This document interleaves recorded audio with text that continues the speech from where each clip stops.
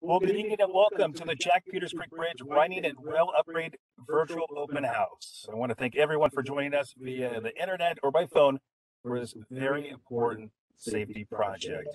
Now, we have a lot to talk about, so let's get started first with Caltrans District 1 Corridor Manager Jamie Mattioli. Jamie, take it away. Good evening. I'm Jamie Mattioli. I'm the corridor manager for the Mendocino Coast, so I'm responsible for a portfolio of projects on the Mendocino Coast here.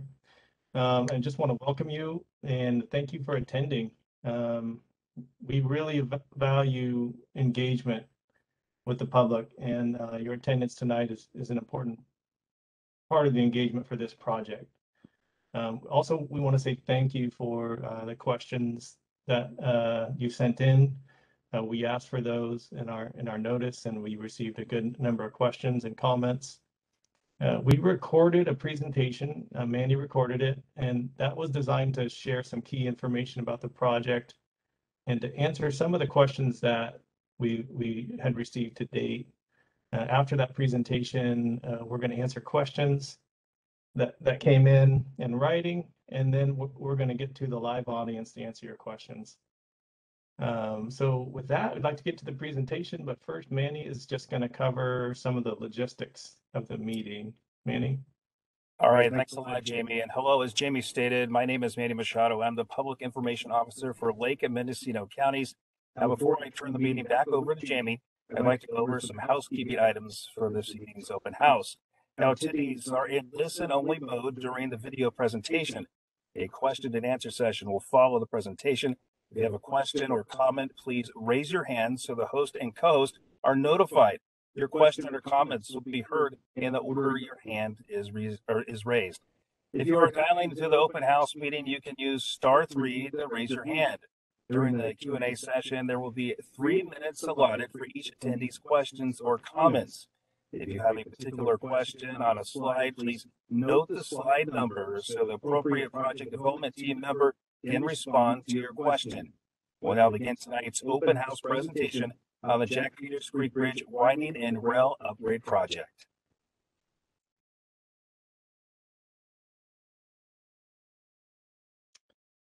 Take you, Manny. And I think now we're just going to roll this presentation here. We begin. Caltrans ensures that no person in the state of California is excluded from participation in, denied the benefits of, or otherwise subjected to discrimination in Caltrans programs, policies, procedures, activities, and services on the grounds of race, color, national origin, sex, age, or disability. Existing roadway and bridge conditions. SR1 is a 2-lane conventional highway with existing shoulder widths varying between 2 and 5 feet south of the bridge approach and varying between 4 feet to 6 feet north of the bridge. The bridge shoulders are 1 foot wide, which does not provide adequate room for disabled vehicles or maneuvers by a vehicle to avoid a collision, adequate shoulder width to accommodate bicycle traffic, or a separated walkway to accommodate pedestrians. As you can see from the graphic, the existing California coastal segment known as the South Headlands Trail extends to the west of SR1 at the southern reach of the Russian Gulch State Park and meanders south and west along the coastal bluffs before connecting to County Road 5000. The Jack Peters Creek Bridge widening project includes a separated pedestrian walkway on the west side of the widened structure and an unpaved shoulder from Jack Peters Creek Bridge north to County Road 5000 and south to Lansing Street as part of the CCT segment proposed for the subject project. State Route 1 serves as access to the cities of Fort Bragg and Point Arena, as well as local incorporated communities. All of SR1 is functionally classified as a minor arterial, and as such, it provides for mobility along the Mendocino coast. Additionally, State Route 1 functions as the main street for Guala, Anchor Bay, Point Arena, Manchester, Elk, Fort Bragg, Cleone, and Westport. Although SR1 is not a major route for interregional travel in Caltrans District 1, it is an important route for tourism and interregional travel along the Mendocino coast. The highest concentration of traffic volume on SR1 occurs between the junction of SR1 and SR128 and the northern city limits of Fort Bragg. Communities along the Mendocino coast are a popular destination for non-motorized and motorized recreational travel due to an abundance of state parks, scenic views, historic sites, coastal access, and businesses tailored to tourism. State Route 1 is a portion of the legislative design Pacific Coast Bike Route, a bicycle touring route that begins in Vancouver, British Columbia, and continues along the coast through the United States to the border with Mexico. According to the 2015 Pacific Coast Bike Route Bicycle Survey, approximately 96% of travel on the Pacific Coast Bike Route is from north to south. Through District 1, the Pacific Coast Bike Route utilizes US 101 until Leggett, where the Pacific Coast Bike Route proceeds to follow SR 1 down the Mendocino coast into Sonoma County. Purpose and need. The purpose of the project is to bring the Jack Peters Creek Bridge up to current design standards by widening the existing structure and upgrading the bridge rails. The existing shoulder width for the structure is 1 foot, which does not provide adequate room for disabled vehicles or maneuvers by a vehicle to avoid a collision. Adequate shoulder width to accommodate bicycle traffic or a separated walkway to accommodate pedestrians. This project proposes to widen the existing structure 17 feet to the east and upgrade the existing bridge rails. The widened structure will include a pedestrian walkway along the west side of the structure, 2 12-foot travel lanes, 2 6-foot shoulders on the widened structure, and 4-foot shoulders along the widened roadway. Roadway widening will be necessary along the east side of SR1. The center line of the traveled way would be adjusted to the east over the widened bridge. Slide 9 shows the existing bridge looking west. As you can see from the photo, the existing bridge does not provide adequate room for disabled vehicles or maneuvers by a vehicle to avoid a collision, adequate shoulder width to accommodate bicycle traffic, or a separated walkway to accommodate pedestrians. On slide 10, the widened structure will provide adequate room for disabled vehicles or maneuvers by a vehicle to avoid a collision, adequate shoulder width to accommodate bicycle traffic, or a separated walkway to accommodate pedestrians. The bridge rail shown in the simulation is preliminary only. A final decision on bridge rail design will be determined after a consultation with Coastal Commission and input from the community.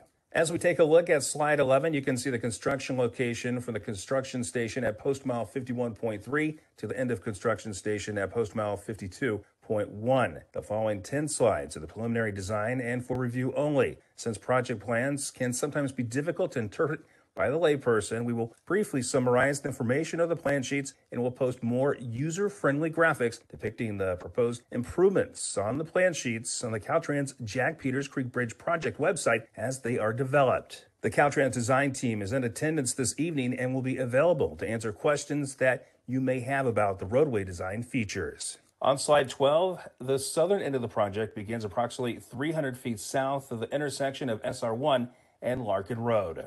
Next on slide 13, this layout sheet displays the roadway widening along SR1 and locations for new guardrail and drainage improvements. Taking a look at slide 14, this layout sheet presents the roadway widening along SR1 at the northern end of the project. For slide 15, this is a typical cross-section of roadway improvements along SR1 from approximately 300 feet south to 50 feet north of the intersection of SR1 and Larkin Road. For slide 16, the typical section of the bottom of the page depicts the widened roadway along SR1 from approximately 50 feet south to 170 feet north of the intersection of SR1 and Larkin Road. The typical roadway section at the top of the page depicts the widened roadway along SR1 from approximately 170 feet north of the intersections of SR1 and Larkin Road to approximately 60 feet north of the intersection of SR1 and Lansing Street. Next on slide 17, the typical roadway section shown here depicts the widened roadway along SR1 from approximately 60 feet north to approximately 275 feet north of the intersection of SR1 and Lansing Street. For slide 18, the typical section at the bottom of the page depicts the widened roadway along SR1 from the south end of the widened bridge approximately 500 feet north of the intersection of SR1 and Lansing Street to approximately 150 feet of the intersection of SR1 and County Road 5000. The typical section at the top of the page represents the widened roadway along SR1 from 150 feet south to 560 feet north of the intersection of SR1 and County Road 5000. We move to slide 19. This is sheet 1 of the general plans for the proposed widening of Jack Peters Creek Bridge. The existing bridge length of approximately 223 feet would be maintained. The existing bridge would be widened by approximately 17 feet to the east from an existing width of approximately 30 feet wide to 47 feet wide. Bridge lanes widths would remain at 12 feet. Bridge shoulders widths would increase from 1 foot to 6 feet. A separated 6-foot wide pedestrian walkway will be placed on the west side of the widened bridge. The existing bridge rails will be upgraded to meet current standards. The existing metal beam guardrail that transitions from the bridge will be replaced with new guardrail. And on slide 20, we take a look at stage 1. This stage involves removing the barrier rail and overhang on the eastern side of the bridge and widening the structure. The bridge rail demolition on the east side of the debris catchment system would be installed, and existing eastern bridge rail and overhang would be removed. This work may be conducted at night during extended road closures to ensure room for equipment maneuvering. A temporary trestle and false work would be constructed parallel to the existing bridge to support bridge widening. Access to these features would be constructed adjacent to the southeast and northeastern corners of the bridge. False work would be installed to support the construction of the widened bridge section. It would be approximately 25 feet wide and extend the length of the bridge.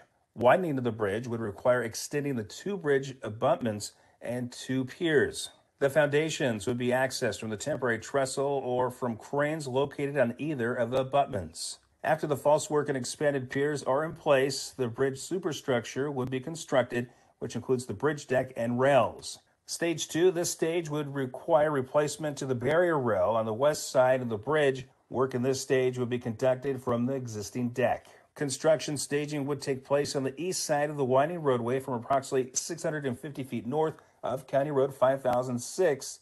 Construction staging would take place on the east side of the widened roadway from approximately 650 feet north of County Road 5000 south to the bridge and at the northwest corner of the intersection of SR1 and Lansing Street. An additional staging area on a parcel of land along Lansing Street may also be available.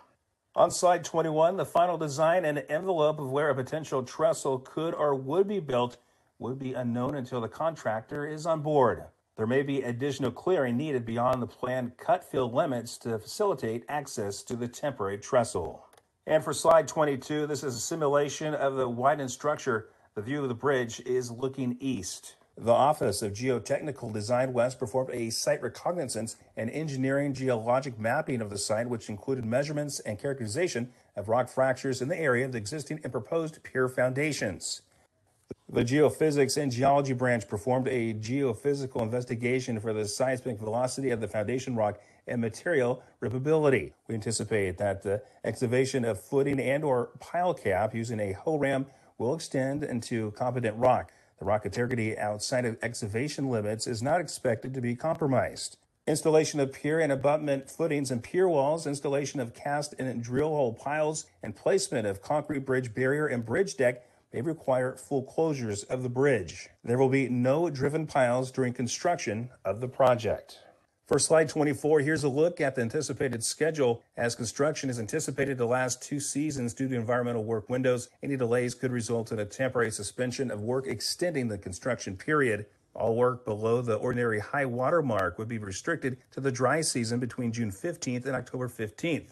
Because the work on the bridge would extend over 2 summer seasons, the trestle and false work would remain in place over the winter. Taking a look at slide 25, construction on Jack Peters Creek Bridge would require 1 lane of the bridge closed for work. Reversing traffic control would be used. However, several construction activities would require additional area and therefore require up to 31 full nighttime closures. Closures would be both consecutive and non-consecutive. These activities include installing CIDH piles, constructing pier and abutment footings and pier walls, placement of concrete bridge barrier and bridge deck, and overhang removal. These closures would take place over 2 construction seasons, and each closure would last 1 to 8 hours. The contractor would be required to schedule and conduct work to avoid unnecessary inconvenience to the public. All emergency response agencies in the area would be notified of the project construction schedule and would have access to State Route 1 through the construction period. The existing overhead of power lines will be temporarily raised to 100 feet above the bridge deck prior to the construction in order to provide the contractor adequate clearance for cranes working on the bridge deck.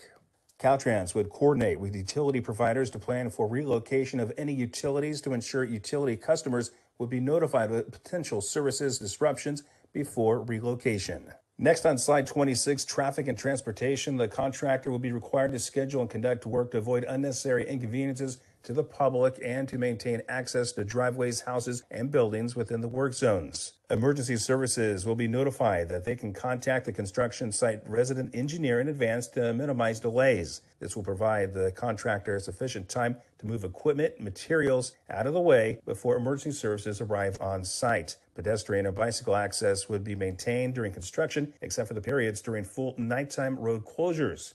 Estimated maximum delay 20 minutes during flagging, 5 minutes during the use of a temporary signal system. Moving to slide 27, prior to the start of work, temporary high visibility fencing and/or flagging would be installed around sensitive natural communities, environmentally sensitive habitat areas, rare plant occurrences, intermediate streams and wetlands, and other waters where appropriate. No work would occur within fenced flagged areas.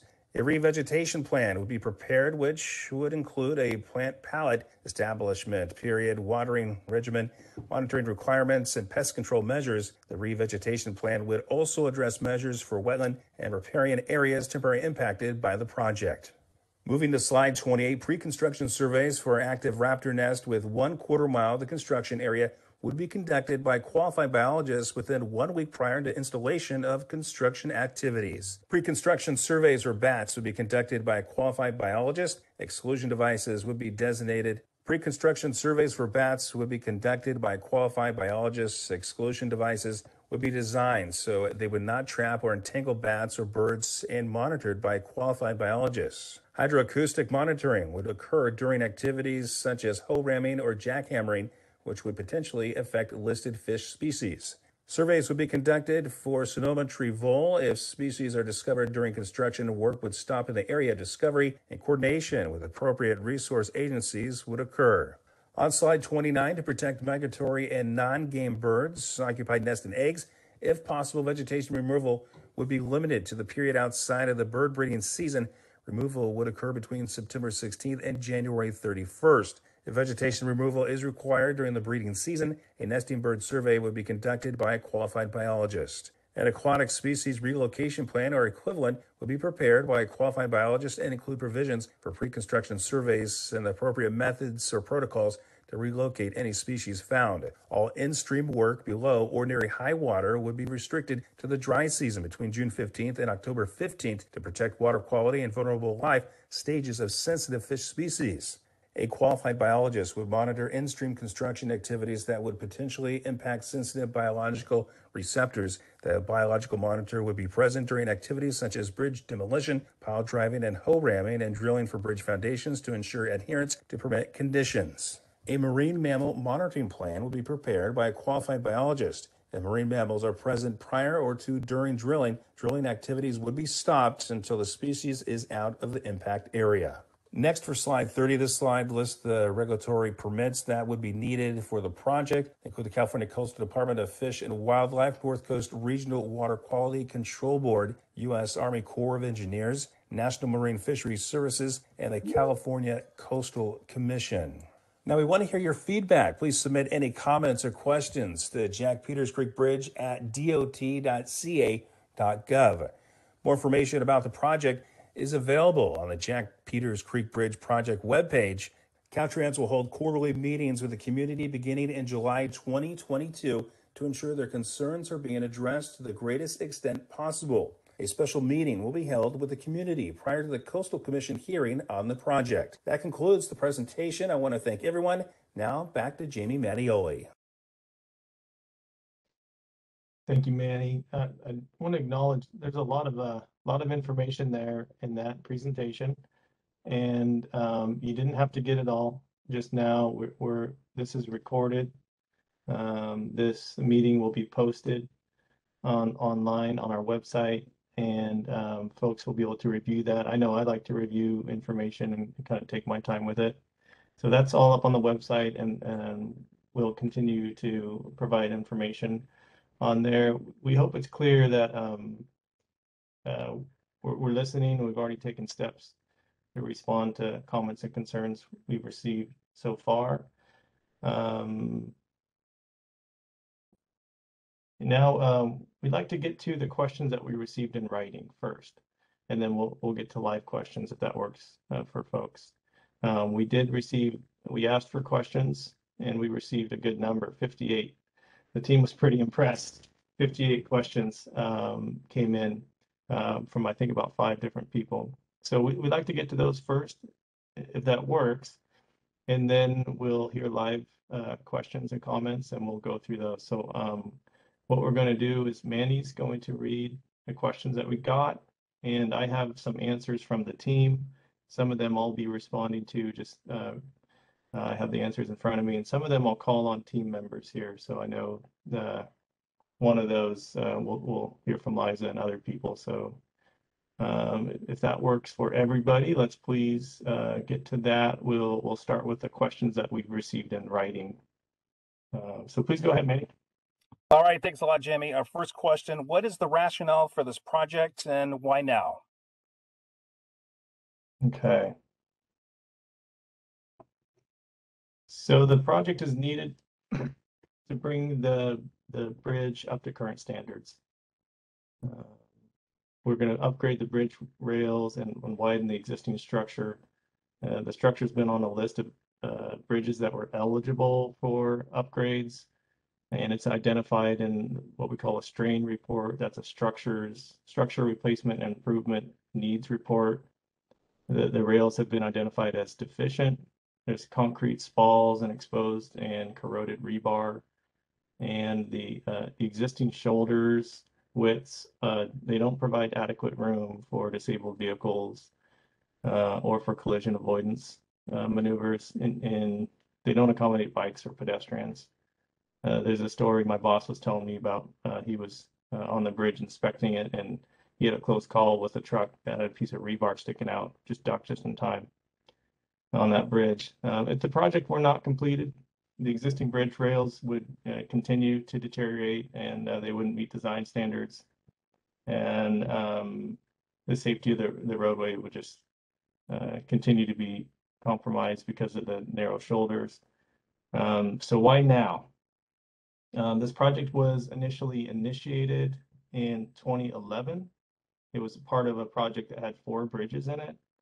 Those were Little River Bridge, Pudding Creek Bridge, and Russian Gulch Bridge, Jack Peters Bridge. And then later, the project was split up, amended in 2017.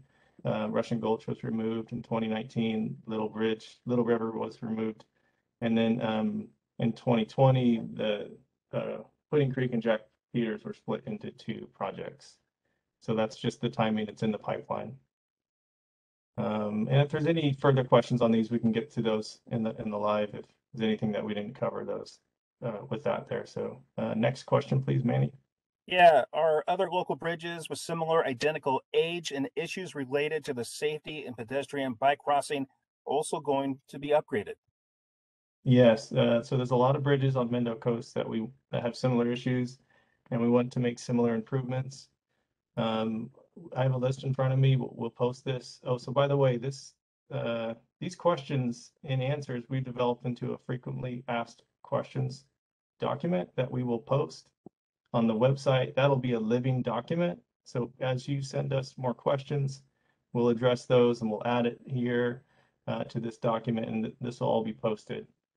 So there's a list that you'll see here, but I'll just kind of rattle off some bridges. Elk Creek Bridge, built in 38. It's about 26 foot wide. Greenwood Creek Bridge is built in 2012. More modern, it has the 12-foot lanes, 6-foot shoulders, and it has a 5-foot separated pedestrian walkway on the west side. Salmon Creek Bridge, about 26 feet wide, built in 50. Albion River Bridge, it's a rehab replacement project in progress, built in 44. The deck is 26 feet. Little River Bridge, built in 55, about 28 feet wide. Russian Gulch Bridge, 1939, 26 feet wide. Hare Creek Bridge, 47, 26 wide. Pudding Creek Bridge. 10 Mile Bridge was built in 2019. It was built in 54 and replaced in, 2009. That bridge is similar here. Actually has 12-foot lanes, 6-foot shoulders, and a 6-foot separated pedestrian walkway. So this bridge could look a lot like 10 Mile Bridge there at post mile 69.69. Next question, please, Manny.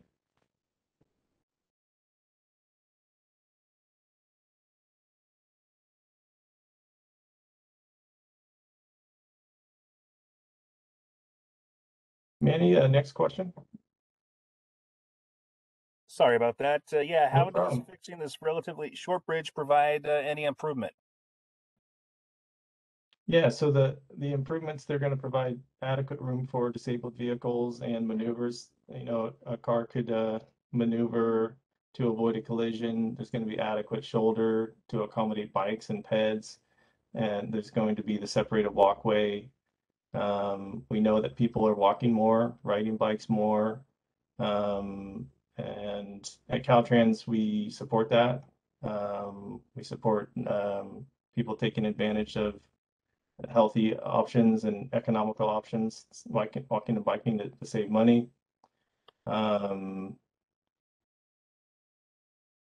We're going to continue to promote infrastructure and design improvements with stakeholders to ensure a safe and efficient route on the facilities.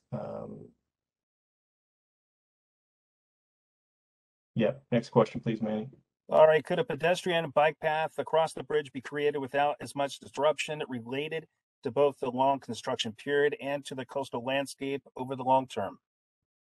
Yeah, so the team doesn't believe so. The project development team, they identified a total of 7 project alternatives, including a no-build alternative. After analyzing those alternatives, performing an alternatives analysis, that the team selected the most viable alternative, which they feel has the least amount of disruption to the community.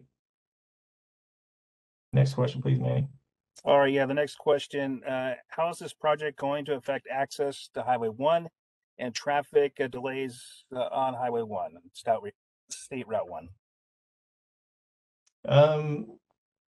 So from 10 a.m. to 6 p.m., the anticipated traffic control it's called reversing control. So we have 1 lane, and that'll be facilitated by a temporary signal system.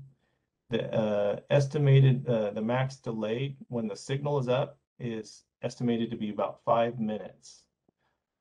From 6 p.m. to 10 a.m., the traffic control would consist of reversing control facilitated by flaggers. So those are people flagging people through, or that temporary signal system.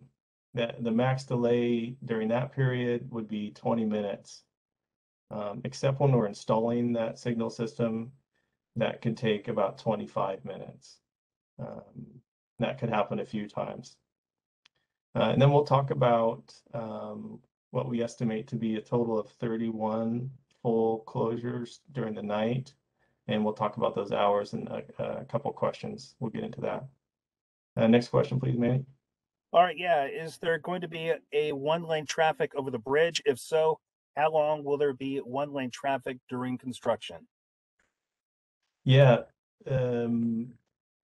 Yes, there are 3 stages of construction. Manny covered those in the video. And during that time, during construction, the traffic's going to be in 1 lane, facilitated by reversing traffic control. And the work schedule is, we estimate stage 1 and 2, 205 days. So point of clarification here for I think we have Sherry on. Is the 3rd stage also 1 lane, or is that 2 lanes? Sherry, could you respond to that, please?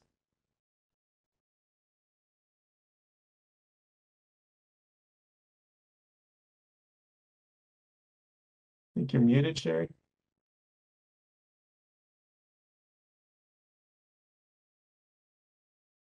I can't hear you, Sherry. Maybe you're double muted. Yeah, sorry about that. I'm going to default to design on that because I don't necessarily know the different stages. I just know the delays and what's allowed as far as lengths go and full closures and stuff like that. Okay, maybe Frank can clarify with me here. What I have in front of me is that we expect 205 working days for stage 1 and 2, and we know that'll be 1 lane. So we'll get clarification on that. Please. We'll come back to that, Jamie. I'll go ahead and reach out to construction. Thank you. Thank you. Next question, please, Manny. Yeah, we briefly just touched on, will there be any full bridge closures anticipated? Do we want to hold off on that and go to the next one?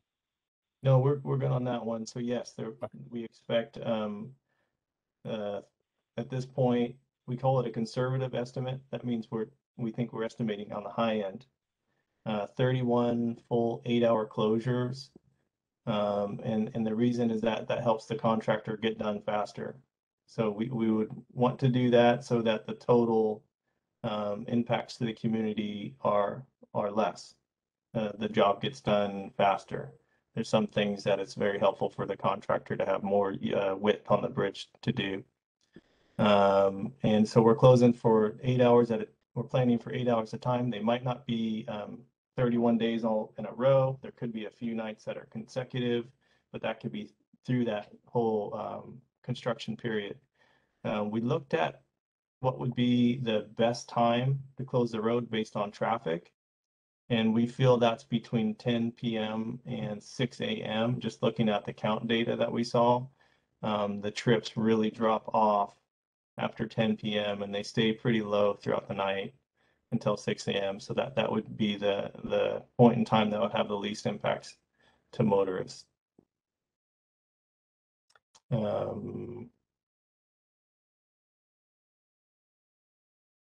Yeah, thank you. Next question, please, Manny. All right. If so, when, how often, and for how long, and how will the public be notified about any bridge closures? So we would put up signs 7 days in advance. We have a road info bulletin, and that's online, and that will report the closure. That road information bulletin is sent to local media, newspapers, TV, radio, internet, news sites. And Caltrans is going to use social media posts, Facebook, Twitter, Instagram, and we have a public service announcement on the radio for Mendocino to get the word out on that. Next question, please, Manny. All right, Jamie, if full closures are planned, are there plans to provide a safe alternative route such as via Little Lake or Road 409? And if so, can Caltrans ensure the alternative route or routes are sufficiently upgraded to allow safe use of these back roads? Specifically, can dirt road sections be paved and have signage to clearly indicate the alternative route? And is there any plan to use any private roads? There's a lot there. Right. So there is not a planned detour. What we did is we minimized the full closure to minimize impacts to the 10 p.m. to 6 a.m., selecting those hours. And we'll have a motorist information plan that we developed to mitigate for not having a detour. And to get back to the 3 phases of construction, I did get confirmation, yes, during all 3 phases, we would be down to 1 lane of traffic. Thank you for that. All right, our next question is, given the proximity of Road 500D and the Surfwood Estates entrance on the north and Lansing Street on the south, will there be accommodations to ensure residents on 500D and in Surfwood or coming from Lansing Street are not unnecessarily inconvenienced by one-lane traffic or one-way traffic controls and or road closures? What will these accommodations consist of? So what I have here from the team is that yes, access will be maintained, except when the bridge is fully closed at night. So we'll have a contractor on site, and they can help manage. Caltrans is on site, our inspection crew, so they can help manage that. All right. Next question, please. Yeah, next question is, given that emergency medical services are only available north of the bridge, Mendocino Coast Hospital in Fort Bragg, and emergency responders for fire or volunteers dispersed on either side of the bridge, how will emergency responders be coordinated during these times of either one-way traffic or bridge closures to ensure that there is no delay in emergency response to put life or property at risk? So the difficult answer is we can't ensure that there is no delay. We do expect a maximum delay would be 15 minutes. During the period when we have flaggers or a temporary signal, emergency services will navigate through like other vehicles. When people are flagging, it's easier to get emergency vehicles through faster. And then during the full closures, we'll have a communication plan with emergency service people, and they'll be able to call ahead and give a heads up to the construction team, and the construction team will begin moving equipment, do whatever it takes to accommodate that emergency vehicle. So emergency vehicles will be accommodated, whether it's a closure or whether there's the reversing traffic control. And we expect the maximum delay to be 15 minutes.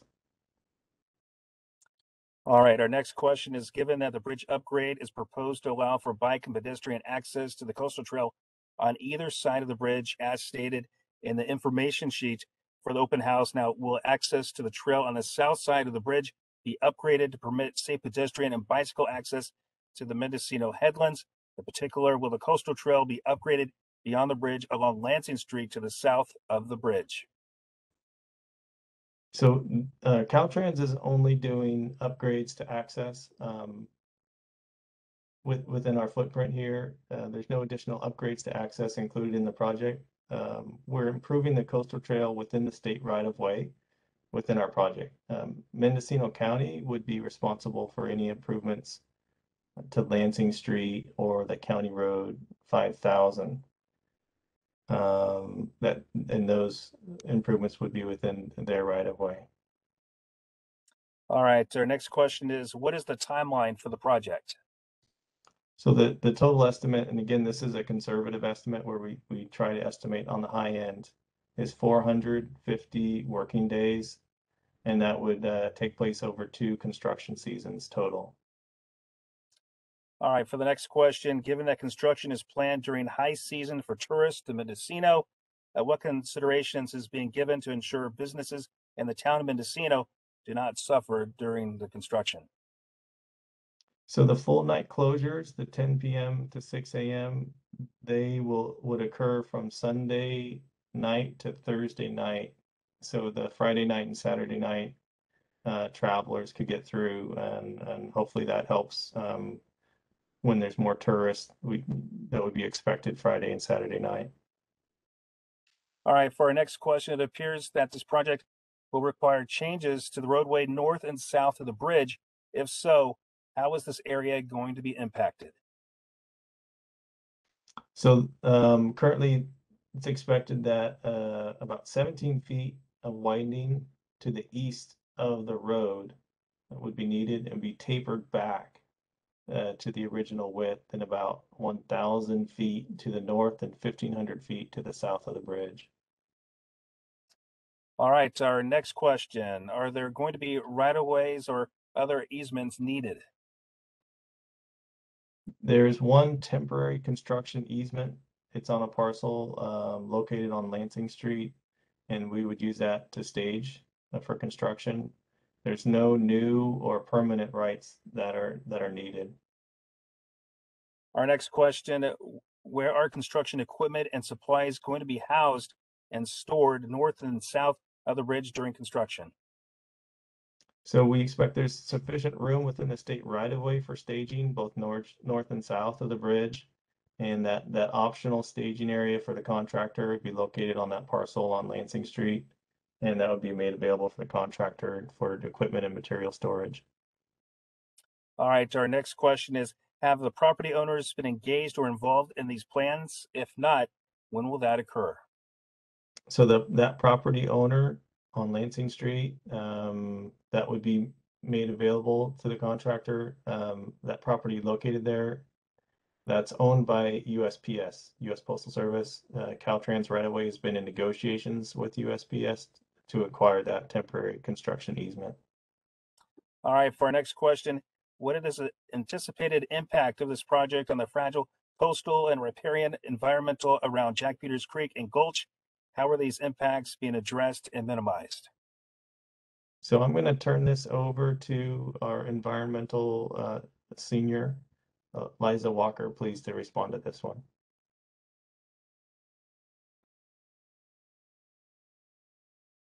Jamie, actually, our project biologist is also here today. Can we have Tracy Walker unmuted, please?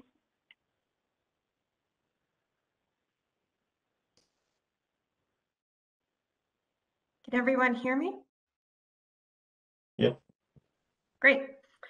Hi, my name is Tracy Walker, and I'm the biologist on the project. And as I understand the question, for the anticipated impact of the project on the riparian environment in and around the creek and gulch and how they're being addressed and minimized, we have permanent impacts of 0.05 of an acre, 0.005 acre of red alder forest, riparian habitat due to widening the bridge piers. So that will be permanent because there will be fill for those.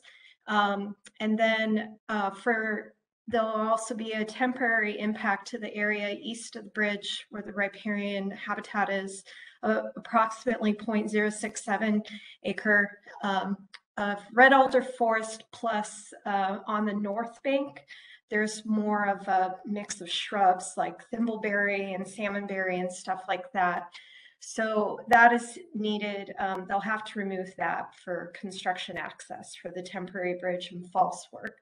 So the second part of that question about how it's being addressed and minimized, it's being addressed by us having regular conversations with consulting agencies like California Department of Fish and Wildlife about their concerns and what they think needs to happen for restoration. And to address the restoration, Caltrans is preparing a full revegetation plan to make sure that all of the temporary impacts, plus, we can't restore the trees right where the permanent impacts are, but that we will accommodate area for those permanent impacts as well.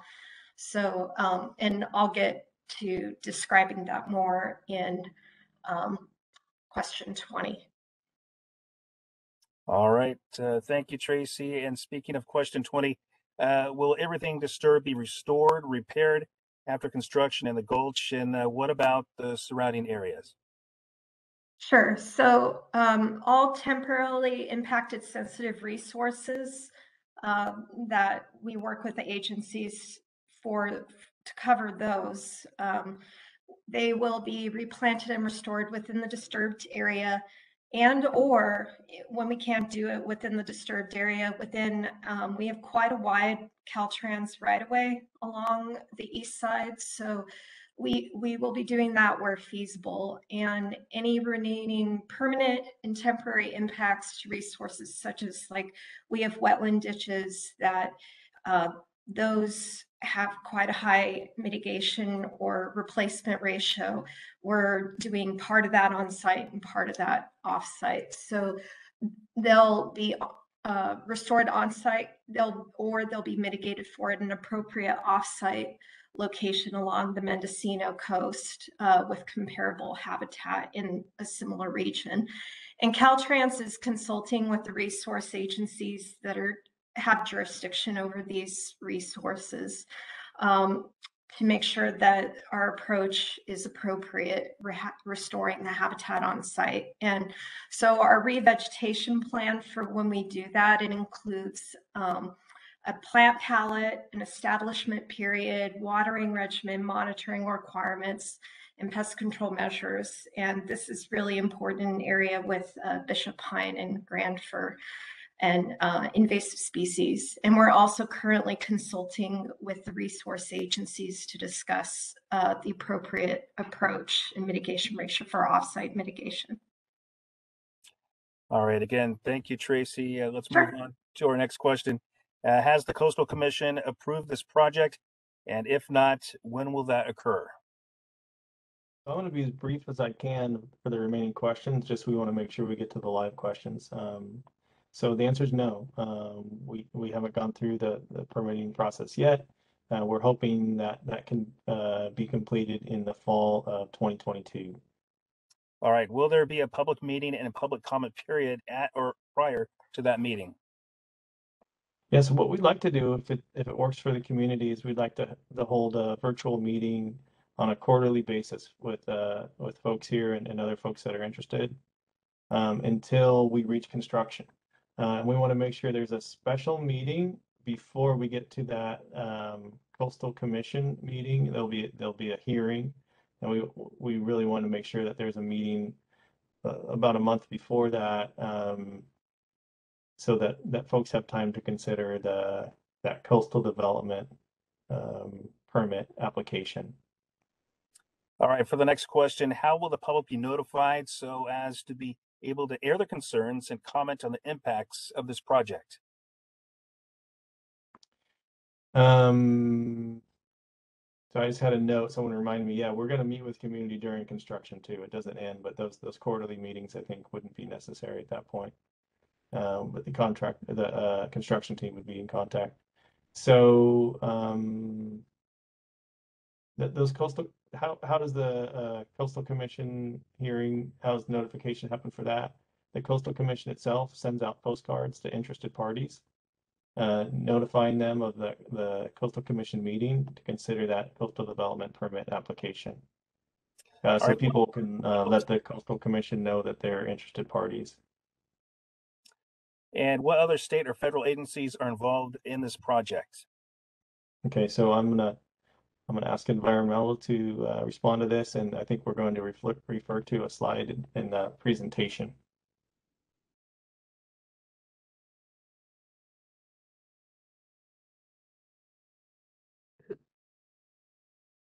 Who specifically from environmental?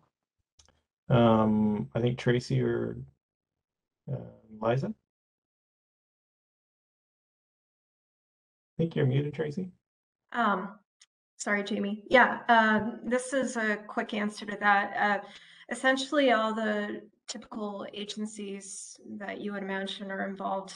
We already got sign off from Fish and Wildlife Service about a no effect call, so we aren't having to get a permit from them. But we have the National Marine Fisheries Service, or / NOAA, CDFW, Department of Fish and Wildlife, North Coast Regional Water Quality Control Board, Army Corps of Engineers, and the California State Coastal Commission for a consolidated permit.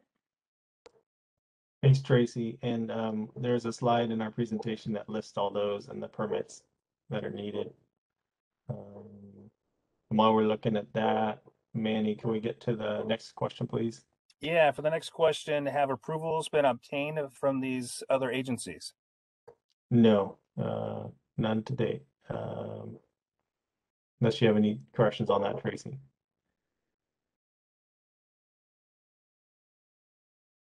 Manny? Thank you. No, we're in the midst of doing our permits, so preparing our permits for those. All right, thanks. Let's go to our next question is, what will be the engagement with the local area residents and public be regarding the impacts during construction and beyond? Again, we're hoping to have quarterly meetings with anyone who's interested in the community. You could send emails, please, to our Jack Peters Creek email account that we showed there in the presentation. We're going to continue to use social media, Facebook and Twitter. So yeah, and just please keep continuing to reach out. And what are the geotechnical concerns and issues? Are there any hillside stability issues at Jack Peters Gulch? If there are concerns, how are these being addressed?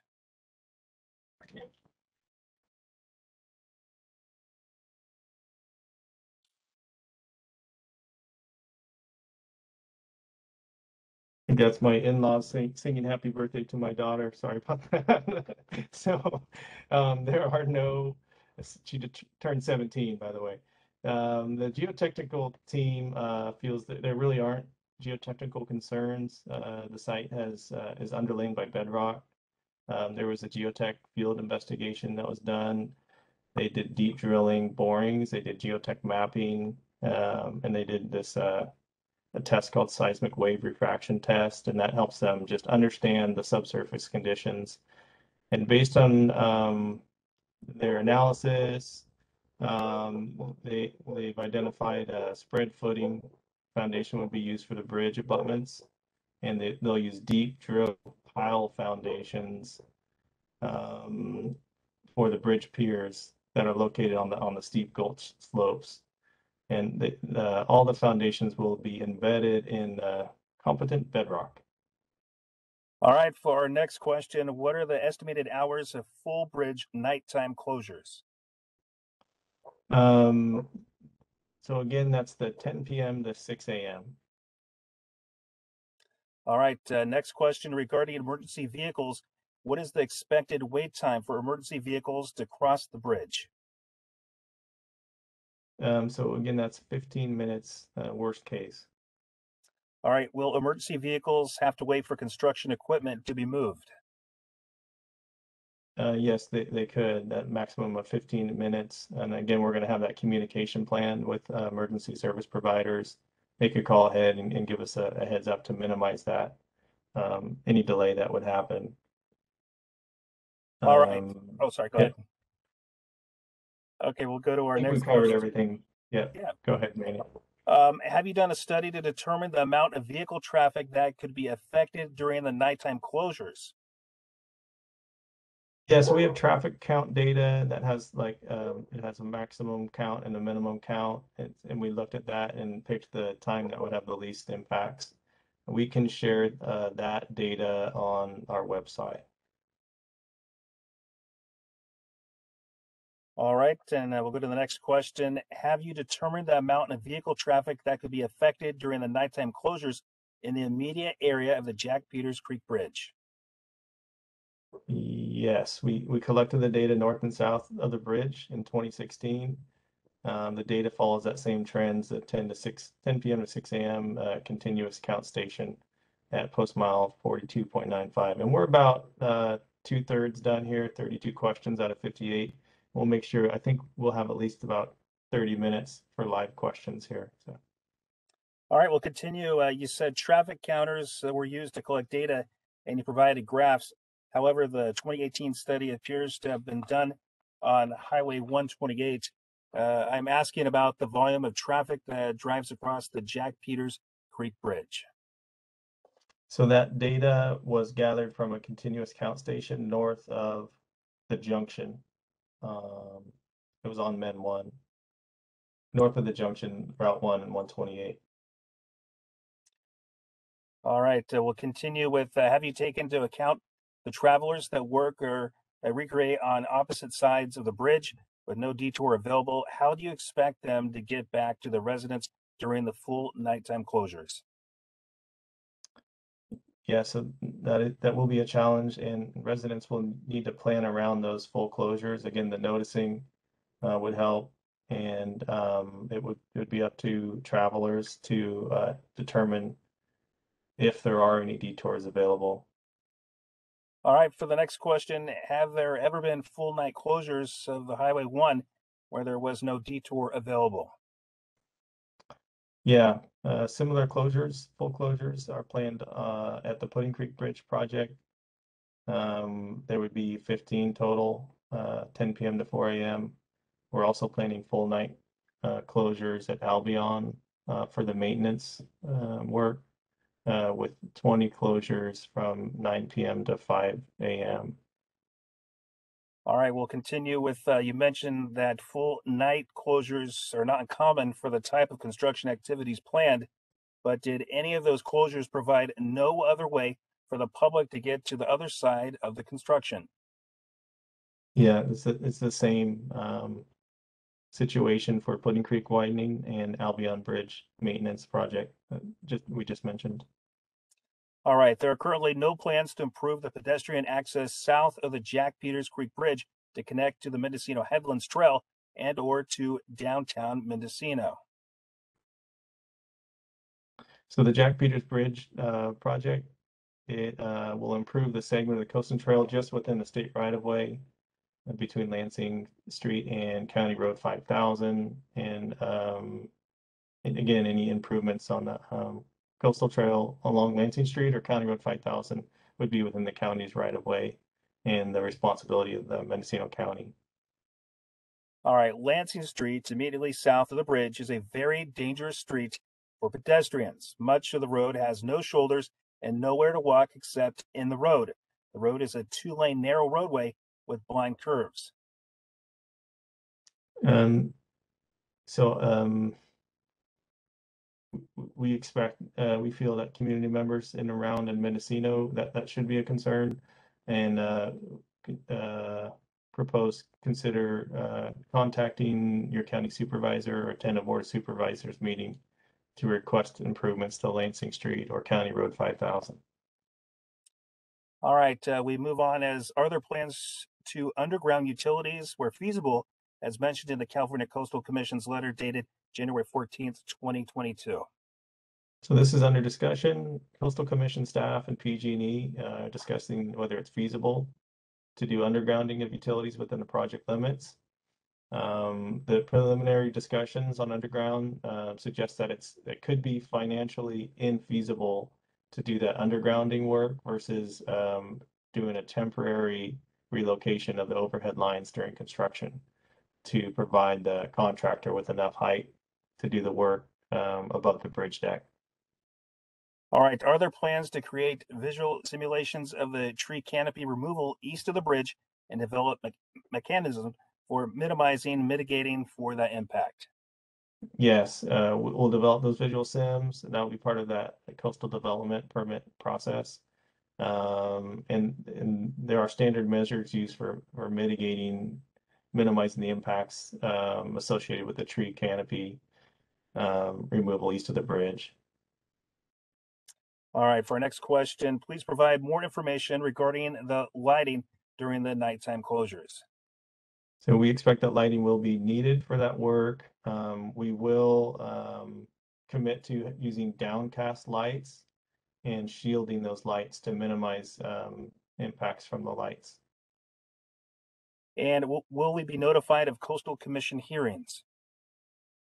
Yes, as an interested party, you'll receive notice from the Coastal Commission on the hearing for this project. So again, you can reach out to the Coastal Commission to let it be known you're an interested party.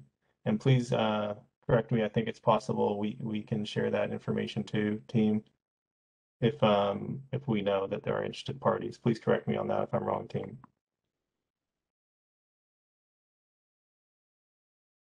That's correct, Next Jamie. question, please, Manny. All right, for our Thank next question, how do we get on a distribution list for the CDP application and hearing?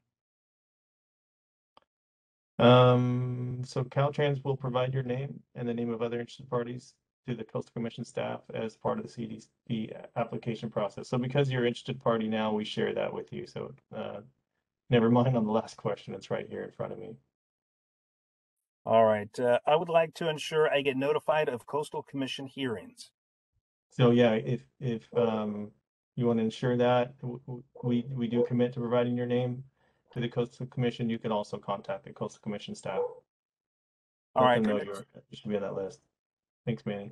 Yeah, our next question regarding full nighttime closures. I believe the Mendocino coastal community is unique in that we do not have multiple ways to travel between destinations along Highway 1, such as between Mendocino and Fort Bragg. Highway 1 is a lifeline for the many communities along its path. Regarding an alternative route for this bridge project, there is an alternative route that runs along Little Lake Road, CR 409. However, part of this route is in need of improvements and it is not even marked. Many people do not know about this alternative or this route. So the note I have here is that the routes that aren't on the state highway system are typically not up to the Caltrans standards. All right, moving to our next question. I hope that Caltrans will do more studies to determine a way to keep the bridge open during construction to vehicles, including at night.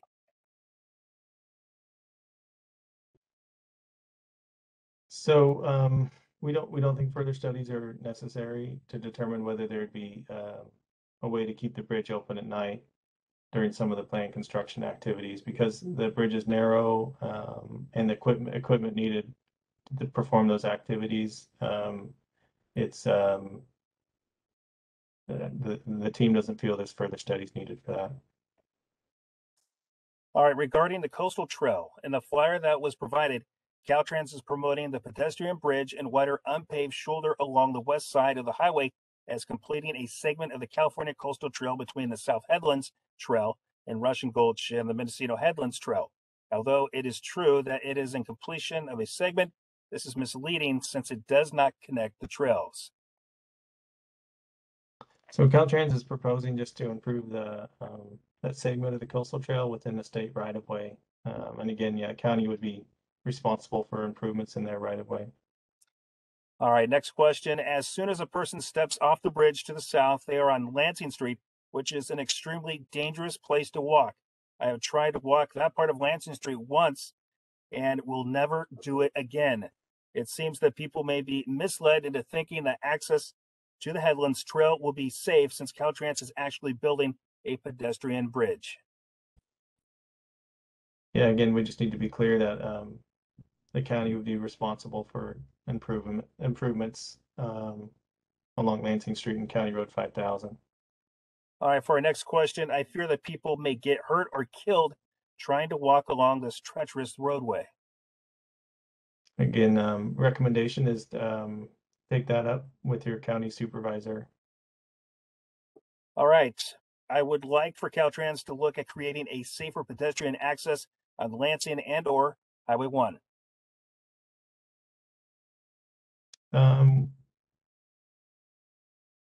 We feel that the project does create a safer pedestrian access along State Route 1 within the project limits here. And Mendocino County could make improvements within their right of way. Next question. In the Coastal Commission's comments in a letter dated January 14th, 2022, they note that the proposed separated pedestrian path would be stranded, i.e. there would be no CCT connectivity immediately north or south of the project scope. It's acknowledged, and it's true that there are many partial segments of the California Coastal Trail. So Caltrans, along with the Coastal Conservancy and Mendocino County, they view connecting all those stranded sections as a long-term goal. So over the years, many of these gaps along the coastal trail have been improved, and we expect that to continue. All right, we'll move to our next question. Regarding notice of the virtual open house, I am aware of at least 2 locations on Lansing Street, very close proximity to the bridge, that did not get the flyer. One was the owner resident of Sea Rock Inn. The other was Hill House Inn. Yeah, thank you for that comment, and we'll look into that. Our PIOs, we did contact some businesses, so we might have contacted them. All right, besides emergency vehicles access during bridge closures, have you taken into account the other travelers that pass through this area and how they will be affected?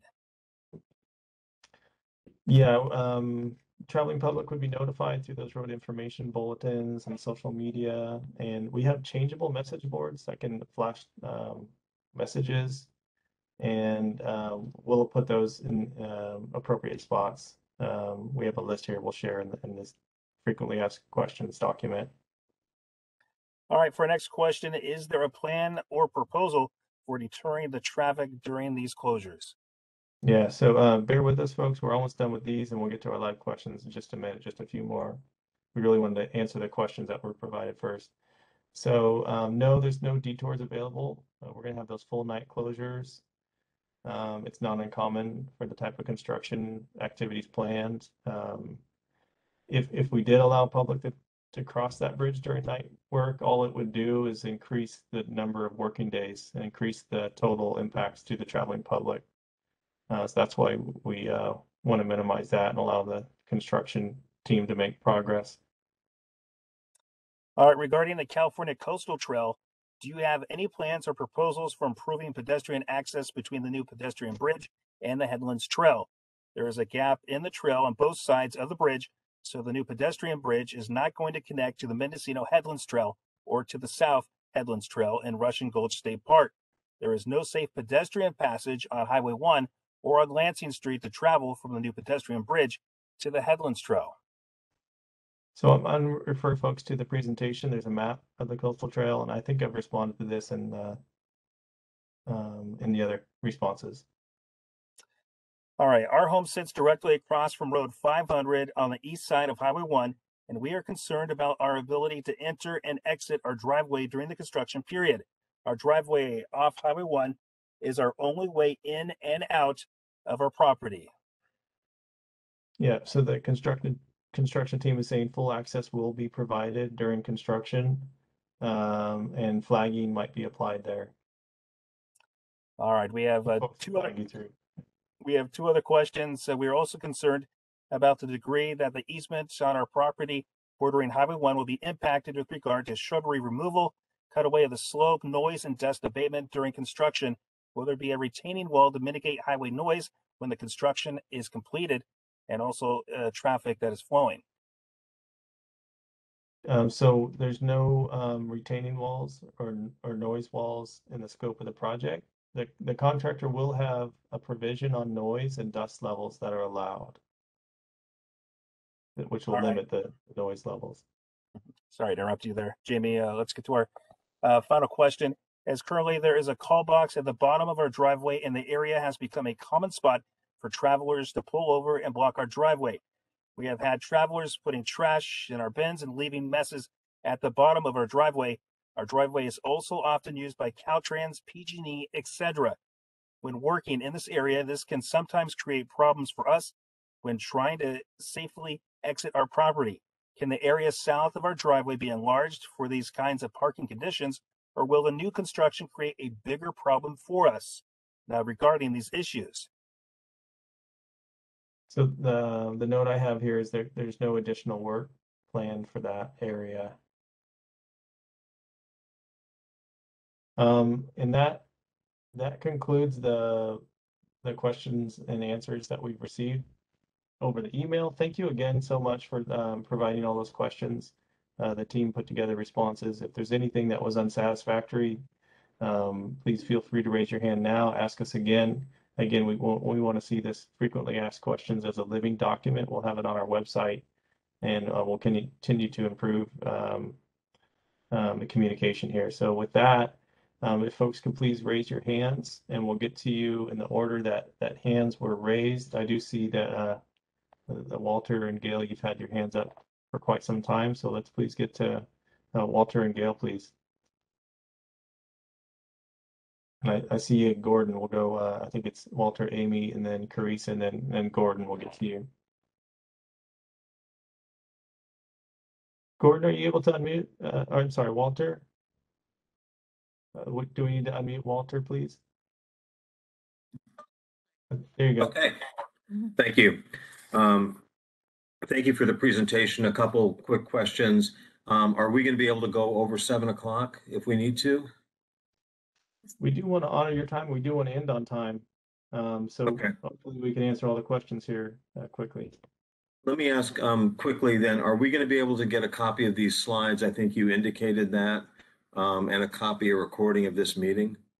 Yeah, absolutely. So we'll post it, and we can post, we'll commit to posting the slides too, a PDF of the slides, so folks can see that on our website, and we can alert people.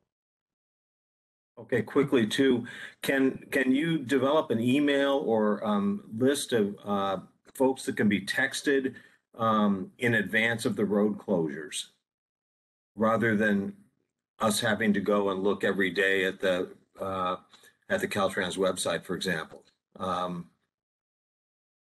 Let's I'll talk to the team about that. So the suggestion is basically we can have a list of people that we send text messages to, just to let people know when the closures are happening.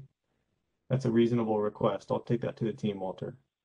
And Jamie, we do have a dedicated Twitter account for the Jack Peters project that PIO will be managing, so folks will be able to subscribe to that Twitter account.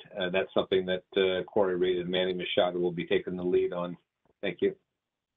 Thank you, Frank. And the last question is just, when Jamie, you said something about the whole project would take 450 days. What I've seen in the, this is 300 work days. Is that correct? There's a total of 306 working days, 306 working days, Walter. The 405 days, I mean, there are pre-submittals that will be needed. So that's the entire period for the contract. The actual working days is 306, but it could be reduced significantly. Okay. Thank you. Thank you. Thank you. We yield our time. Thank you, Walter, Gail. And please help me remember who was next. Was it Barbara or Carice? I forget. Terry Ramos.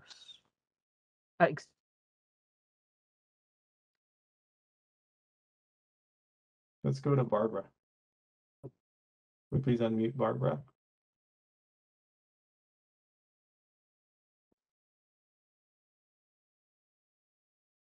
Can I unmute Barbara? Sorry. Oh, here we go. Thank you. Yes. Two things. One is I think Amy was next, but all I was going to say is don't assume everybody uses Twitter or Facebook. If you can post on your website or something else, that would be extremely helpful for those of us who don't do social media. Thank you. Thank you very much. Amy. I'm trying to unmute you now. See if that worked.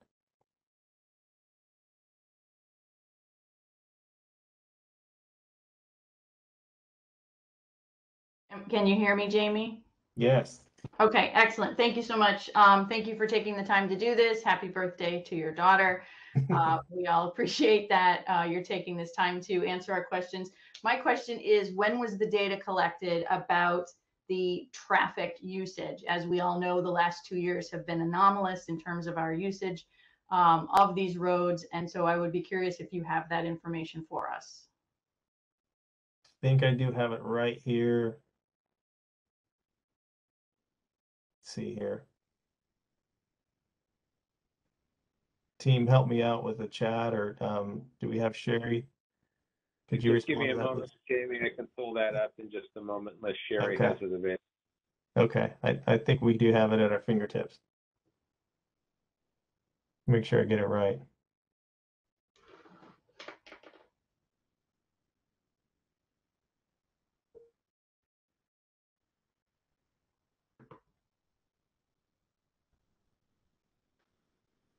I'm happy to let you tackle other questions and then loop Here we back go. around and answer. I found it. Okay. So the data collected in 2016. 2016. Actually, Jamie, I have the information, Jamie, for August of 2018. Okay, we stand corrected here. Okay, so I heard Thank you, guys. 2016 and August of 2018. So the correct answer, I was incorrect. Frank corrected me. 2018. Is that right, Frank? That is correct. Thank you. Yeah, my apologies. Thanks, Amy. Anything else? May I jump in really fast? I'd like to address their concerns. Yes, Jamie? please. Yes. Okay, the graph that we were using is from 2018. 2020 is an anomaly.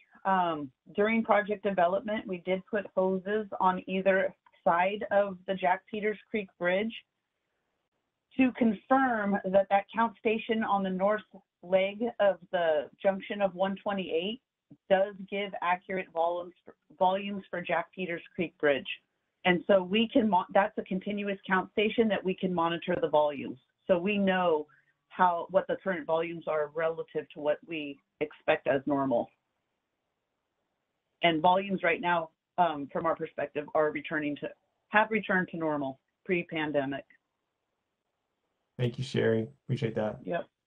I believe Gordon had his hand up next. Oh, I'm sorry.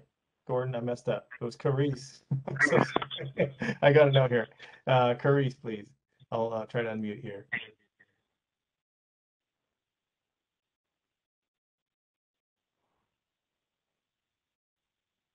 Okay. Can you hear me? Yes.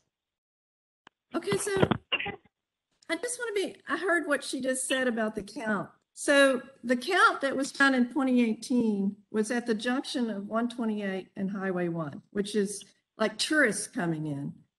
But I'm concerned about just the daily traffic of the people that live here and work here in Fort Bragg, Mendocino, South, North. So did she just say that there was some counts done on either side of the bridge? Was that what she said? Sherry, would you like to respond? Yes. Yes, back in 2016, we did counts on either side of the actual bridge. Because we know that there's a distance between the bridge location and the 128 junction, we needed to convince ourselves that we could use the data from that count station to represent what happens at the bridge site. It's continuous count station. It's broken down by hour, if that helps you. And So that's why Sherry, we chose, 2016 was a temporary setup, and then 2018 data, that's a continuous, so you can pull data from that continuously. 2018 is the most recent data that we can trust pre-pandemic. Okay. For the graphical stuff.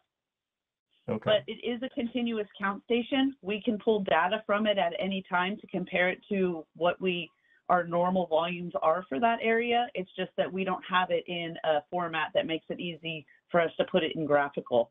But the volumes don't change significantly unless we have instances like the pandemic. Okay. I hope It just that didn't helps. make any, it didn't make any sense to me because the 128, that's like if we're going to Santa Rosa, or to Ukiah, but if we're just traveling here along the coast, it just doesn't make sense that those counts would be the same. That's why we tested it. We weren't necessarily sure either. Okay, and I would like to go back to the pedestrian access again, because I know that the Coastal Commission, in their comments, they actually recommended you explore the feasibility of expanding your project scope to include the pedestrian improvements. And I'd hear you saying, like Lansing Street is not in your purview. But Highway 1 is, I assume, is in your purview. And why couldn't you improve the pedestrian access along that corridor? I really don't see why someone would spend this much money on a pedestrian bridge and then we still can't use it, because the access beyond either north or south is not safe enough to walk. So could you do that and expand your project scope to improve access along Highway 1?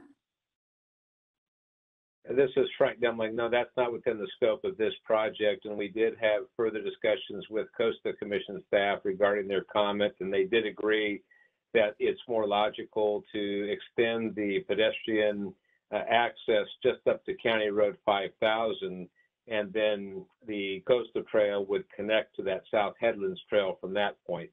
So the Coastal Commission was satisfied with the project limits, and the project as it's currently scoped with the project limits does include improvements for pedestrian access, but not beyond that point. Thank you. So you're still not taking into account for the connectivity between the south part of the bridge and the Mendocino Headlands Trail, that you're not even considering improving any access to that? Well, Carice, we are improving the coastal trail within the project footprint and within the state right-of-way. Anything beyond that within the county's right-of-way would be their responsibility. So I would encourage everyone here to contact their supervisor, maybe attend a Board of Supervisors meeting with the public comment section, and see if you can't convince the Board of Supervisors to consider funding to improve portions of Lansing Street to provide that connectivity to the Headlands Trail.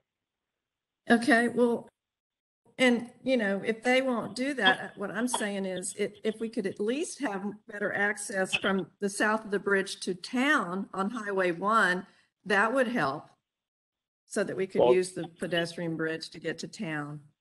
Well, this project is intended to widen the bridge and improve pedestrian and bicycle access and make this section of Highway 1 safer. We cannot continue to extend the project limits. There has to be a logical terminus to the project, but there are other opportunities for future projects to improve pedestrian access in the future. We look at this as a segmental approach, but we have been working on those segments to improve them for both pedestrian and bicycle access. Yeah, I think it's fair to say that's a really good comment, Carice. And we're doing things step by step.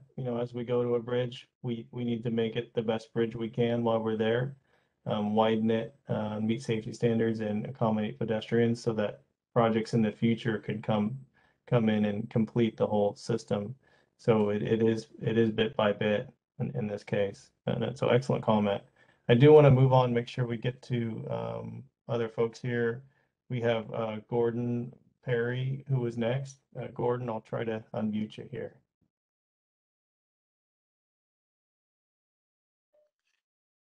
Yes, okay. So I was very pleased that you have such competent biologists looking at the environmental impact on the raptors and the marine life and even the Sonoma vole in the Jack Peters Creek. That's very admirable.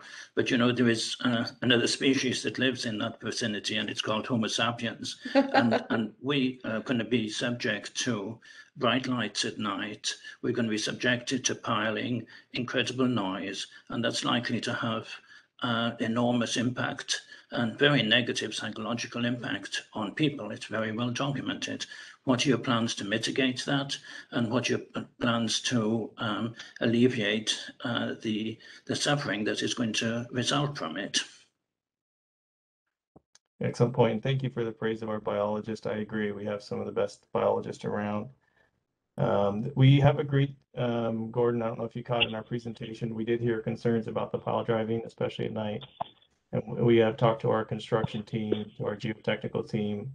We've agreed that we won't do any pile driving on the job.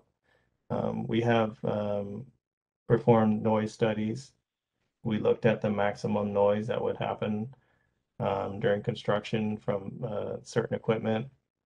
And we've modeled how loud that would be a distance away. So we can share that noise set, information with you, Gordon, for sure. Yeah, I think that would be very helpful. And, you know, several of us live, including those that are participating here, very close to the project. And would be very important that our concerns are taken into consideration, and really that not only that you transmit information to the contractor, who, you know, that you also supervise it. So 100%, Gordon. If I were that close, I'd want to have the same information. Really appreciate the comment. We're going to do our best to minimize noises during construction, and we want to do our best to communicate with you, engage with you, what those levels could be. Expect us to continue this conversation around noise. Okay. Yeah. Thank you. Thank you.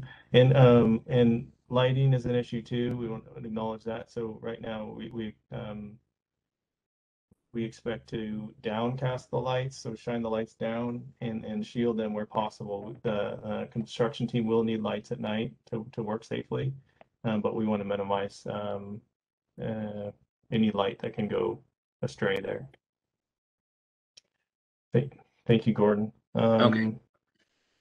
I think next we have John, and then I'm told Walter's after that. My questions to you, Jamie, relate to the 30 night of total closure. Our main fire station, as you well know, is on Little Lake Road. And our ambulance, usually at late night, one ambulance will sit down there at the fire station. We have two problems. One is if you delay 15 minutes for an ambulance or a fire truck to get across, those fire trucks have to cover all the way to Casper north. And consequently, you would lose a building by the time you could get a fire truck through. Secondly, let's assume for a second you had a fire in the Mendocino side, the south side of the bridge. We have a lot of volunteers, both medical and fire, that travel down to pick up those. Now, if they got stopped at the bridge, what kind of identification and how quick would they be able to get across the bridge on those 30 nights to get down to the fire station? Jamie, would you like me to respond to that? Yes, please, Frank. Yes. Actually, John, we do anticipate contacting the emergency response companies in advance so that they can make contact with construction. This way, the moment they are aware of any emergency, they'll be able to contact the on-site resident engineer, who will then work with the contractor to clear the bridge in advance of any emergency response vehicles needing to get through. Although we say that 15 minutes is probably the maximum, we are expecting close coordination with those emergency response teams so that they can provide notice to the RE and the contractor so that the bridge can be cleared of equipment sufficient to allow emergency vehicles to go through unimpeded. Will that also include personnel that have to man those pieces of That is equipment? correct. That is correct. We will make accommodations for any emergency response personnel that need to, be available to respond to those emergencies. Will you have signage or some form of identification that these volunteers can put on their vehicles so that the contractor knows they're responding? Well, that will be developed in a emergency response communication plan in the next phase of the project in consultation with those emergency response agencies and with Coastal Commission staff. Yeah, because as an example, we have a very aged community in Mendocino. If we have heart problems, a 15-minute delay could be life. Well, that will be the importance of having a good communication plan with the emergency response agencies and local hospitals, and we will do everything we can to make sure that there are minimal delays, if any. It's going to be important to have early communication with those emergency response agencies and our construction resident engineer so they can work with the contractor to clear the bridge for those emergency response personnel and any vehicles that need to pass. Okay, I hope that you will have a joint meeting between the agencies and the hospital so that it's well coordinated. We will Very not good only do suggestion, that, John. we will not only do that, John, but we will be meeting with the community, as Jamie mentioned, quarterly, and we will have a special meeting with the community prior to the Coastal Commission meeting to discuss the emergency response plan, which will include action items for emergency response agencies. So we will be doing all that we can to ensure that residents in the Mendocino, Surfwood Estates, Mendocino coastal communities do not have any issues with what's being proposed as part of our emergency response activities. Thank you. Yeah. Thank you, Frank. Okay. Yeah, so we'll continue to talk Thank to you. you very much for your response. Please keep in mind that all of the emergency response in this area is volunteer. So you'll have people coming from every direction in the world to respond to any form of fire or medical emergency. Definitely we'll take that into account, John. We're at 7 o'clock and I know there's one person who hasn't been able to speak. If it's okay with you all, we did take a little longer on the written part. Could we go to 7:15, team and community members? Would that be okay with you all if we spent another 14 minutes here? I don't see any heads nodding or shaking. Either way, there's a thumbs up. Thank you. Thank you. There's a head nod. Thank you so much. So we'll spend a few more minutes here, and my team's saying okay. So thank you so much for taking a few more minutes. We know that your time is valuable.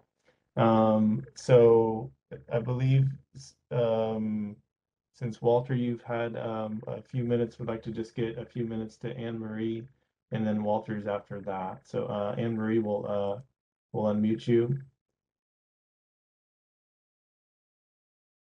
And good evening, Anne Marie. Oh, I think you're muted again. Let me try this. Are you able to unmute? There we go. I think, wait, you're still muted. I don't know what to do about it on my end. Oh, there you go. And the muted. Maybe or Mariah, any ideas? Oh, and there's another hand up on the second page here. We'll make sure we get to. Yeah, go to Terry Ramos. Okay, Anne Marie, we'll get back to you in a bit here. Okay, we'll figure that out. Our apologies. We'll go to Terry, and then Walter. Walter, since you've had a piece, I guess Terry's hand's been up. My bad. So Terry, can we unmute Terry Ramos? Hi there, this is actually Desiree Ramos. Earlier in the printed questions, you were asked about other projects that did not have detours, and you spoke of some future projects that would be similar to ours in that way, but you didn't talk about any previous projects. Do you have any examples, and how did those go for you? Jamie, I'll answer that question. We really didn't have an opportunity to research our records for past projects of those types of instances, but we will do that research and we'll make that information available on our frequently asked questions page. Okay. Can I ask Sherry in general? Sherry, is that unusual for the district? Maybe we'll look for examples in Mendocino, but how about across the district? Across the district, it's very common. And I know you guys mentioned lots about a distance travel to get around the closure, but we actually have communities that we completely landlock occasionally to do some of our construction. So we know that there's a lot of risk to this and we don't take it lightly. And, you know, when they were talking about notifying the people on site, and I know there was concern about the 15 minutes delay, that's just us giving you the max.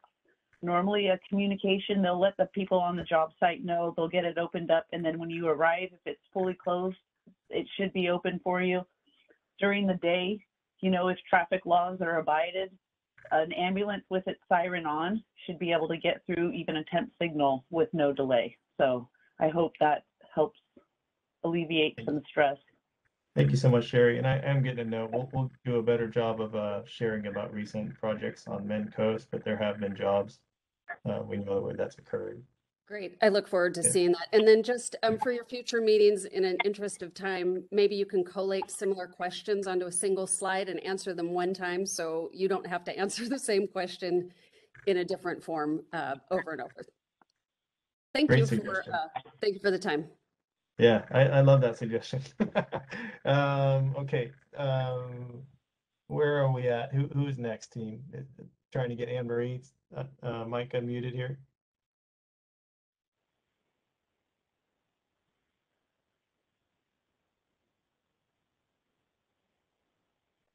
While we're waiting for Anne Marie, let's just go to Walter and respond to his follow-up question.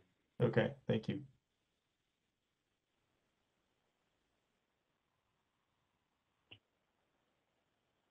Walter, you can unmute you. There you go. Okay, can you hear me? Yes. Yeah, I just wanted to emphasize a couple things that came up. One is Carissa's point about the local traffic. There are a lot of businesses in Mendocino, restaurants in particular, that rely on traffic to and from Fort Bragg and the communities north of the bridge. And again, the concern I guess I have is that this traffic on at 128 in the junction of 1 is not going to reflect any of that local traffic. And again, I'm not sure what to do about it, just to be aware that there is an issue there. And I was concerned about how this would impact, how delays at that bridge would impact businesses in Mendocino that are still now struggling to recover following COVID. And the second question just had to do with this coastal trail issue, because I think this is a big issue. I was curious, are you going to improve the coastal trail for pedestrian traffic along the right-of-way to the north of the bridge? Is all the way up to Road 500D? And I think that is actually Road 500D, not 5,000. I think it's mislabeled by Google and everybody else, but just as a point of fact.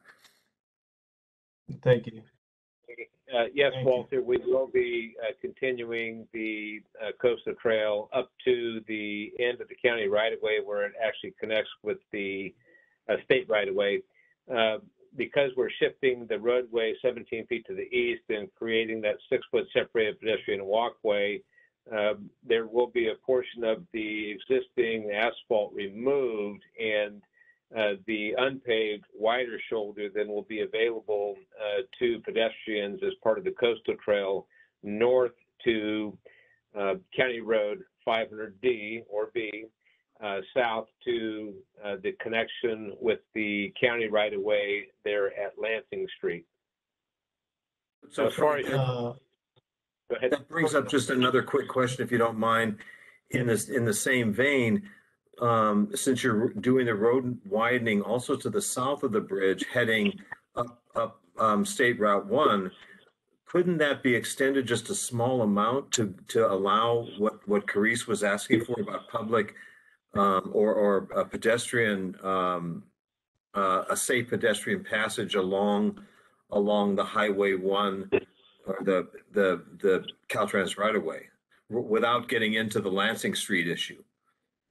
Well, the shoulders will be widened north of the bridge for 1,000 feet and south of the bridge for 1,500 feet. That is the logical terminus for the roadway improvements needed to actually transition into the bridge widening. Those are considered logical terminus for the actual improvements proposed under this project.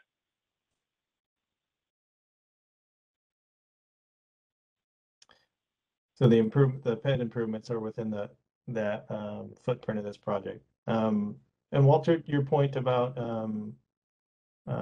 concerns about the data, the traffic data, I'm wondering, Sherry, would that be something that would be possible to share the comparison of that? Was it the 2016 loop count loops that were set out and the junction of Route 1 and 128? Is that something we could share? Yeah. Okay, we'll share that, and hopefully that helps people. You can see the data. What was the difference between those two data sets? Yeah, because we drive that frequently and actually go all the way south to along 128 there, and I would say there's far less traffic down there. So there may be proportional, but they're not the same. And I doubt they're even proportional given all the local traffic back and forth across that bridge to all the businesses in Mendocino. I can share what I have. The numbers, the numbers are the numbers. I can show you both. That's perfect. Thank you. Yeah. Yep. And we will look at something we'll look at is how late are businesses open in the town of Mendocino, and can we let restaurants know to alert people, and what can we do for some businesses down there? So that's something we'll work on. So we'd like to end in about 4 minutes. Frank, did you have a comment? I was just going to mention we have discussed that within the project development team, reaching out to local businesses within the town of Mendocino. Of course, many of us here at Caltrans have stayed in Mendocino when we're out on field reviews or public meetings, and our experience is that most businesses, restaurants, are usually closed by 9, with the exception of a few like maybe Gallagher's or the Mendocino Hotel. But we will be reaching out to those businesses and making sure that they are given advance notice of any closures so they can make sure that their patrons have been alerted to the potential closure of the bridge. Thank you, Jamie. Thank you. It's Patterson's, by the way, and unfortunately the hotel has stayed closed. That's too bad. The hotel's open, but the restaurant has closed. Oh, too bad. Okay. Have we sorted out, thank you so much, Walter, Anne-Marie's microphone? Are we able to unmute you, Anne-Marie? We have about 4 minutes left.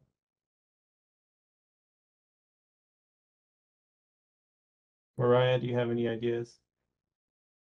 There you go. Try it now, Anne-Marie. Can you hear me? Yes. Yes. Oh, great. Thank you. Sorry for the problem here. I think we were both trying to do it. I was on my end and you were on your end, so canceling each other out. So I have just 3 comments. It was mentioned that the 10-mile bridge might look a lot like the Jack Peters Creek Bridge. I feel that it's hard to compare apples and bananas, but so I don't quite buy that. But in terms of the railings, I believe the railing for the 10-mile bridge was done similarly like the railing for the Noyo Bridge, and it took a local resident 12 years to get a railing for the Noyo Bridge where you can actually see the ocean. So I think this is a big point that we want to focus on with the railings for this bridge. If you want to make it look like Jack Peters Bridge, then we might have a different railing. Another point is that the businesses still haven't recuperated from COVID. And for example, the Albion Riparian, which used to be, am I still talking? Yes, yes, we can hear you. Thank you. Oh, okay, thank you.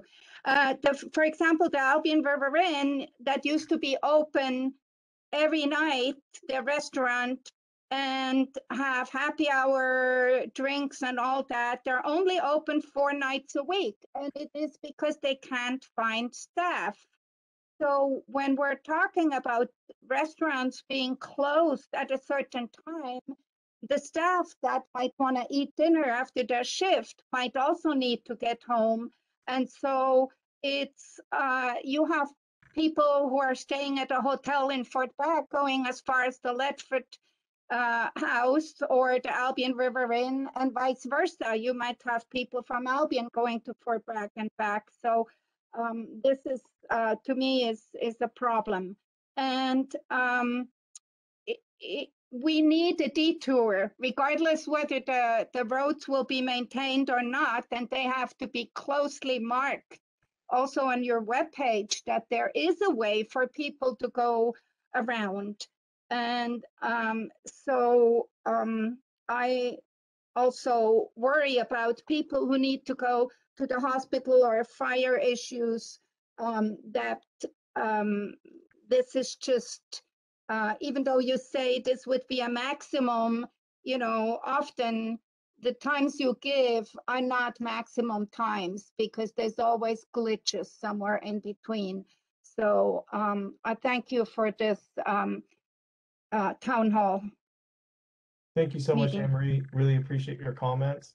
One thing I will share is we do plan to continue to communicate on the bridge rail aesthetics. We know that that's something the Coastal Commission will pay close attention to, and we would love to have input on that and to engage with folks on that one. Again, we want to continue quarterly to have meetings with the community. We'd love it if folks would take part. Really appreciate folks being here tonight. Frank, did you have a comment before we close up? I did. We were not comparing the 10-mile river bridge to the Jack Peters Bridge, except for the typical section, the actual width, and having the separated pedestrian walkway along the west side with the 12-foot lanes and the 6-foot shoulders.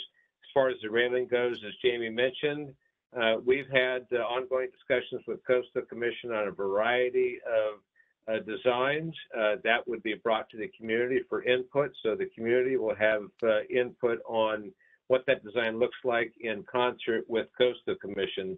And in response to your comment on emergency services, as you heard earlier in the presentation, emergency vehicles will be accommodated during full night closures, so that will not be an issue. That's all I have, Jamie. Thank you. Thank you so much, Frank. And again, we want to honor your time and end as close as we committed to. We want to commit to meeting with you and continue this. This might sound weird. We've all in Caltrans prepared, worked hard for public meetings, and only a few people show up. And it's a bit disappointing when that happens. So we really appreciate people being here, being engaged. It's not only our jobs and something we have to do, but it's good for the project. At the end of the day, we'll have a better project because of that, and we really appreciate it. So with that, we look forward to further engagement with you all. Please continue sending notes to our email, and we'll be in contact the next time we meet. So thank you all very much, and I hope you have a good night.